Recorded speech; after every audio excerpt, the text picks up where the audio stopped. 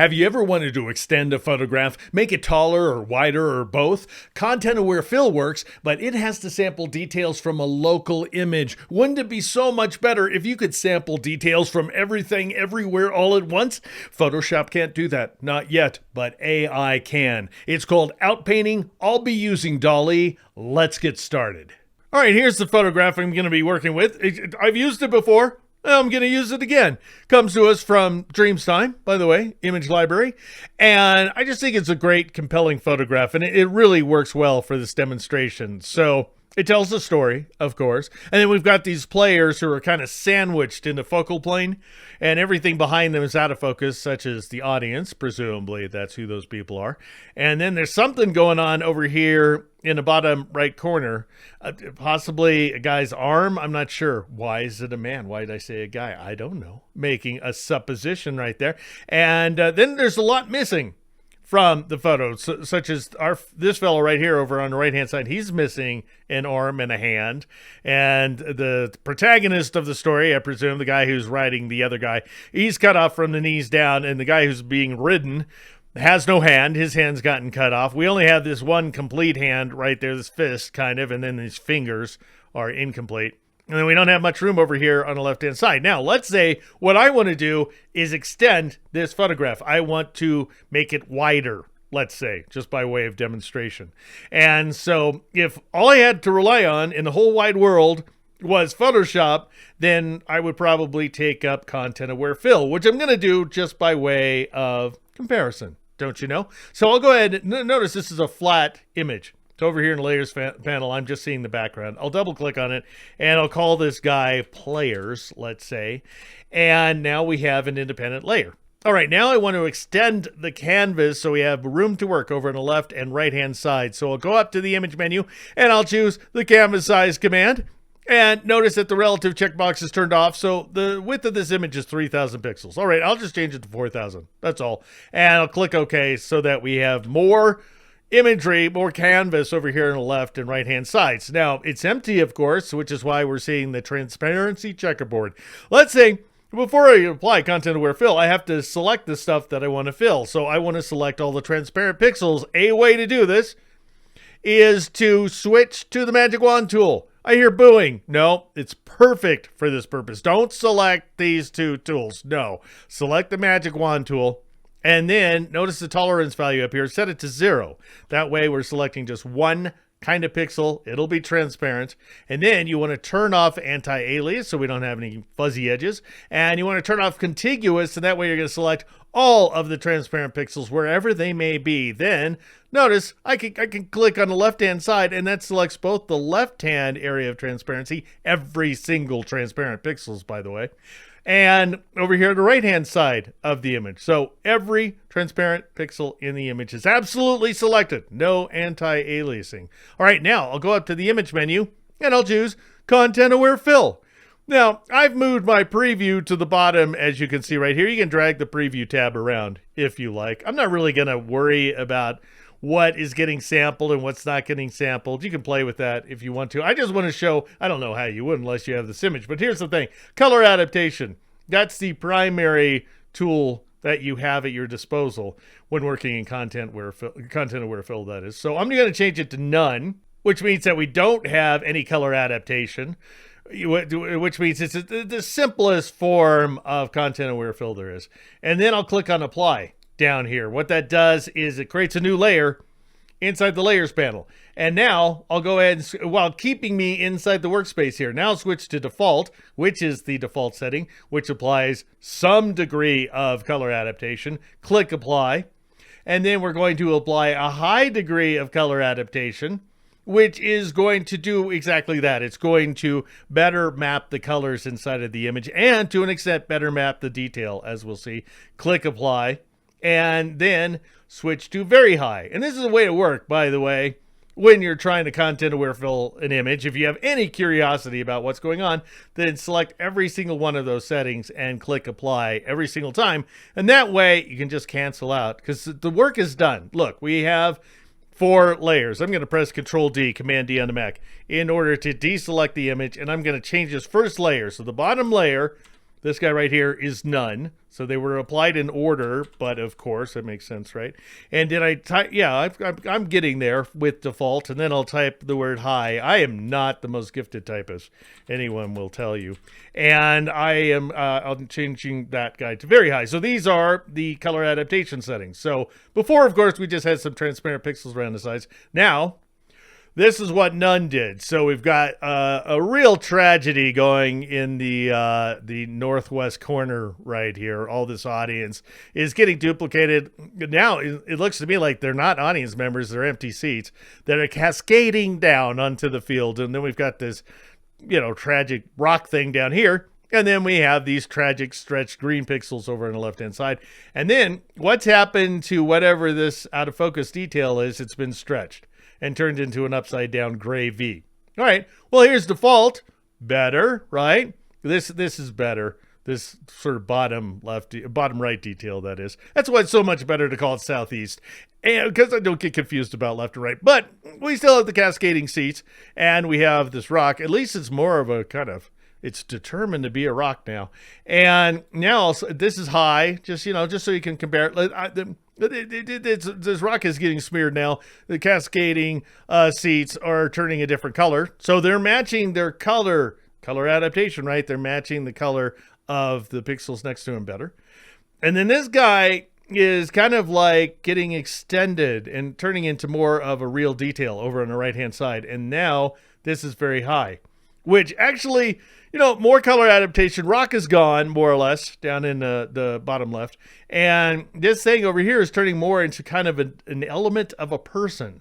So it's becoming more recognizable. Now, the thing to bear in mind about content-aware fill is that for the time being, as I'm recording this, it only sources pixels from the image that I'm working on. That's it. Now, it can source pixels from various layers, but just this one image and nothing more. Now, currently, Photoshop Beta, if you were to try that out, can source from another image, so a second image. However, if you were to take up Outpainting, AI Outpainting, then you're sourcing from all kinds of imagery out there, as well as data associated with that imagery. And so it's bound to do a better job. So we want to try that out, right? Because this is not any good. I wouldn't submit this to anybody. And so what I have to do, I just want you to see that back to the canvas size command for a moment. Notice that with 4,000 pixels height, 2586. For what it's worth, I just want you to see that it fits on this screen at the 50% view size. You can see that in the bottom left corner of the window. That's too many pixels for AI. As things stand right now, you could try to upload it and do that, but you would have to do a lot of different 1024 by 1024 pixel passes. Instead, what I'm going to do, because this is a better way to work, is downsample this image. So I've taken it down to 1246 pixels wide by 1024 pixels tall. So a little bit arbitrary, except for I'm going with 1024 tall. Because again, AI, as things stand right now, is designed to work with 1024 by 1024, so a megapixel in all. Oh, hey, before we move on to Dall-E, quick plug for something much more important, my Patreon, which is where I'm going to show you how to achieve still better results from AI outpainting. That's patreon.com/DeekNow. And now, Teak. All right, so now let's see what I can come up with using Dall-E. I'm at the OpenAI site, by the way, and I've uploaded the low-resolution image. I'm invited to crop it to a square. I don't want to do that, so I'll click skip cropping right here, although I can't stress enough how much this stuff could end up changing. Then I'll just place here so that I'm placing the image. And now you want to grab this tool. You don't really have to select it because you can just kind of drag things around, but I'm going to notice I'm moving in this transparent region, which will be the outpainting. So this is the stuff that Dall-E is going to end up filling for me. I don't want to go too far over to the left-hand side here. I just want to extend a little bit, and I want it to be able to see, the image. Of course, it's going to. And now what you want to do, all this is kind of stuff that Photoshop can do, kind of. I mean, very roughly, it's looking at the image itself, as opposed to all kinds of other images out there, or image data that has been associated with text is really the way it works. It's not like images sitting around on a big giant impossibly large servers. So now you want to add a text prompt of some sort, and you want to be as thorough as possible. So I'm saying soccer players. Soccer is unambiguous. I know it's not called soccer in just about all the world except in the U.S. However, it is unambiguous, and OpenAI is a U.S. company, so there's that. Anyway, it's not going to get confused with some other kind of football. Celebrating an awesome goal, not sure if that helps, with blurred field and audience in background behind horizontal white wall. This thing right here is a horizontal wall because it has a tendency, based on my experience with this in the past, when experimenting with it, to make it kind of wavy, and we'll see what it does. Some seats empty, so it doesn't feel compelled to make people all over the place. And now what you want to do is click on the generate button over here on the far right hand side of the screen, at which point you will see a kind of little progress bar zipping by. And then a few seconds later, you will be invited to accept the results, but don't, not yet. Notice that we have some kind of imagery going over here, that is, to the left of this rear player. And so the wall is not quite as horizontal as I'd like it to be. It's not as flat. That is to say, it's wavy. Maybe I should have said flat instead of horizontal. I thought I would have implied that. And then there are a few empty seats. There's some big people going on. Notice that there's some blurry people, but they're fairly large. I think they might be larger than the other audience members. I don't know. There's this guy right here. I guess he's pretty tall. But this is just one of four. Remember how we saw 4 different results from Content-Aware Fill where color adaptation is concerned? We have 4 different results here in Dall as well. That's pure coincidence. That is, the number 4 doesn't have any significance.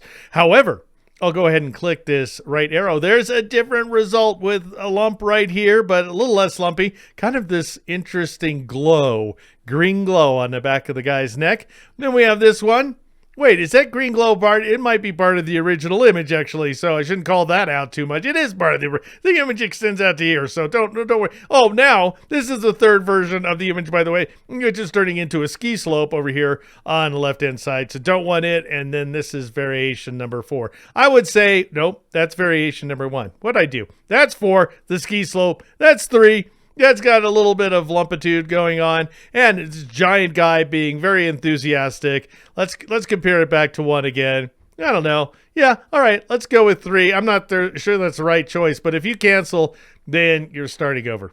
All right, so just note that, and I'm going to accept. The way things stand right now, you'll use credits, in other words.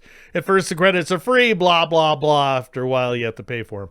All right, now I'm going to drag this over to the right-hand side because I do want to extend this guy more. And now what I'm going to do is add to the prompt. So I'll just go ahead and say, and blurry arm holding smartphone on right side of the image. That's what I'm thinking this is. I think this is an arm. And it should be taking a photograph, don't you think? So I'm going to call it a smartphone. And let's see what it comes up with. I'll click generate in order to see what Dall comes up with. Keep an eye out for the prompt if you want to feel good about the fact that it's making some progress.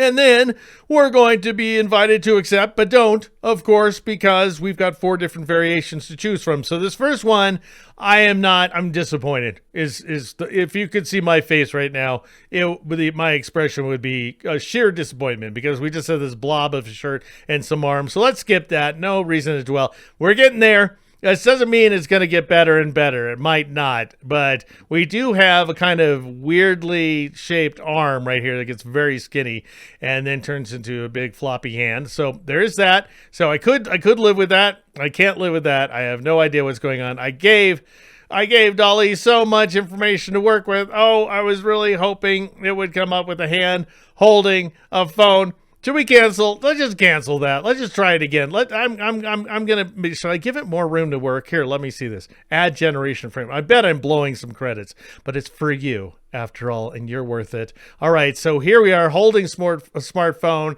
camera. Let's say camera on right side. That way, if it gives me a camera, that'll be fine. So even if it's a, like 35 millimeter camera, that will be a little point and shoot. I don't even care if it's from this millennium. We'll just see what it comes up with. And the answer is this. Oh, that's what I was hoping for. But I have to admit, I wasn't hoping for a fist just flying into the air out of this guy's head. That doesn't seem like what I'm looking for. This stuff is amusing, if nothing else. All right, well, the guy's feeling triumphant He wears his. It could be. I'm sorry. It might be she. Could be a different gender. But whoever it is has elected to wear their watch very low on their very long arm. All right. So hey, I think that's good. Even though the guy looks like he's a ref at a baseball game or something. And then no, hey. That's fine. That's not the newest version of a smartphone, but I can accept that. All right, let's just hit accept. Let's just say okay. And now I'll just drag this guy down here so that we can extend the legs. Now we're really, we're really going to see how it can do. We don't need anything about the audience in the background. And so I'm going to scroll down a little bit here, and then I'm just going to change this prompt almost entirely. I just got a new prompt I'm going to paste in so that we get rid of the audience, and I say extend legs downward with feet, also add forward player's hand. I don't know, bad grammar, whatever, but let's give it a shot. Again, we're going to see the little progress bar down here. And then we've got this. Does this make a heck of a lot of sense? No, well, yeah, okay. So this guy obviously has a leg going over. He's wearing a yellow shoe. He's got another leg extending over here. This guy's got one leg going forward, and this guy in the back has a leg as well. So we're kind of low on the legs. We've got a hand. Is it a gorgeous hand? It's actually pretty decent by hand standards. There's a bad hand for you. That one looks like garbage. So let's just say we're not using this one, even though this guy has two legs now. So I will say everything you do is going to be collected in history up here in the top left corner. That's where it is right now. So if you decided you wanted to grab those items and pull them into Photoshop and mix and match things, you are certainly welcome to do that, by the way. So I'll switch to the next image. This guy now has two legs. This forward guy has two legs as well, different color shoes. This guy's got a couple of knees, so we've got the right amounts of limbs, and we've got a hand, so that's not too bad. Well, that is very bad with this tiny little leg right here. All right, well, let's call it. Let's say, is it this one? Well, you can just click on a dot too. Is it one? You tell me. Is it, how many for one? Okay, well, all right. So how many for three? Oh, all right. Well, just slightly more. So let's accept that. And now I'll go ahead and drag this guy over to here. This is making up a lot of detail. So we'll see how well it does. We don't need also add the awkward phrasing right there. Also add that hand. And so we'll just see. Well, we do have,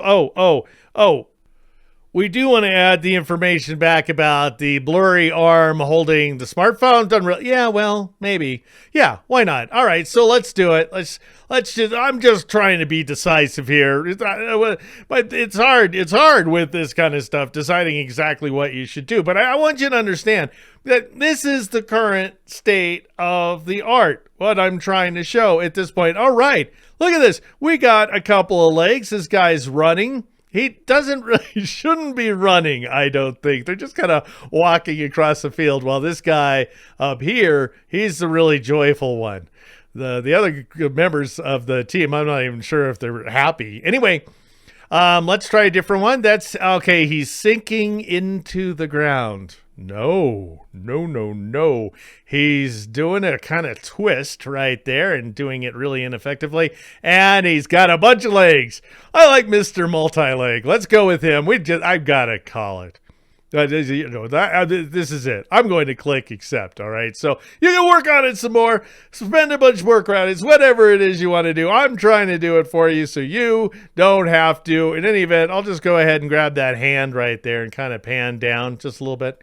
And now what you would do, presumably what you'd do is click this little save button here and save the file to disk, which is exactly what I've done, by the way. And so here is that very image open inside Photoshop. And so presumably the first edit I would make is to crop the image, because I've made more than I need. So I'll grab the crop tool and I'll just go ahead and scoot this left edge over like so. I'll move the right edge so that it hides the fact that we don't really have another hand holding this old style smartphone.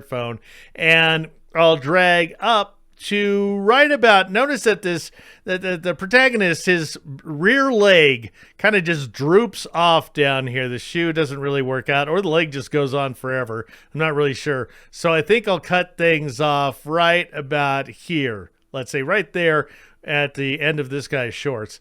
And that looks pretty good to me. I'll just make sure delete crop pixels is turned off, and then I'll press the enter key in order to accept that change. Zoom on in as well. And then if you thought it was worth it, you might want to do a little bit of retouching. So I'll grab myself my spot healing brush tool, and I'll click right there to get rid of that thing, and maybe click a couple of more times, drag a little bit right there. I don't like this droopy wall, so I'll just try to paint it. And yeah, actually that works out pretty well. And then you might be like, well, how does it actually compare to Photoshop's own content-aware fill? Well, this is the best of the content-aware fills, right? Very high color adaptation. And so while it does, it's kind of does a passable job over here on the right-hand side where these fuzzy details are concerned, it doesn't work with beans over here on the left-hand side where the seats are cascading into the field. Whereas, and of course it's incapable of generating anything remotely like new detail, whereas AI can. So we have what I consider to be an improved result, potentially. I don't mean to hedge too much here, but I will say for my money, and I did spend a few bucks on this one, image extension, or outpainting, if you will, is one of the more practical current applications of AI. Thank you so much for watching. Feel free to like, subscribe, and turn on notifications. Now, I don't know if you noticed, but that final effect is pretty messy, which is why I'm going to show you how to tidy things up in my Patreon, which is patreon.com/DeekNow. Then go to Deek.com, make a free account, and sign up for my newsletter. I'm Deke McClellan. This is Deek Now.